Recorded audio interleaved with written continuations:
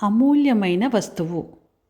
ఒకప్పుడు ఒక రాజుకు దేవుడు, శంఖుడు, అమందుడు అని ముగ్గురు కుమారులు ఉండేవారు.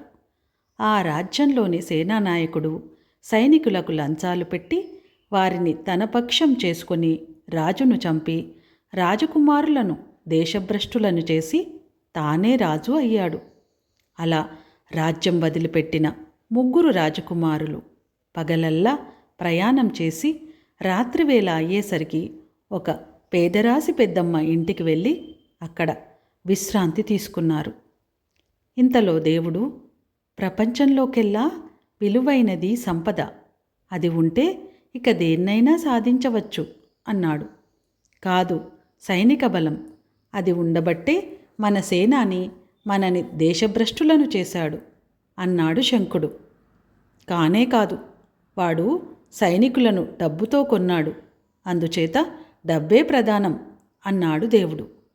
ఇలా వాదులాడుతూ మన ముగ్గురం 3 దిక్కులకు వెళ్ళి మనకు అమూల్యమైనవి తోచిన వాటిని సంపాదించి తిరిగి 10 ఏళ్లకు ఇక్కడే కలుద్దాం అన్నాడు శంఖుడు. మర్నాడు దేవుడు తూర్పుగా, శంఖుడు పడమరగా బయలుదేరాడు.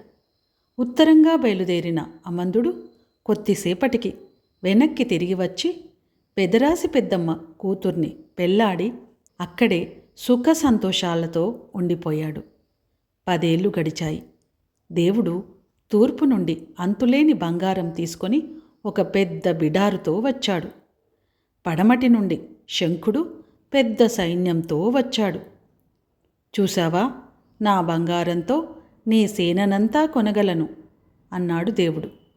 అసంభవం, నేను శంఖం పూరించానంటే నా సైనికులు నీ బిడారుని క్షణంలో రూపుమాపేస్తారు అన్నాడు శంఖుడు.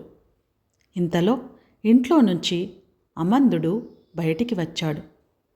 అమందుని చూసి, నీవు సంపాదించిన అమూల్యమైన వస్తువేంటి అని అడిగారు అన్నలిద్దరు.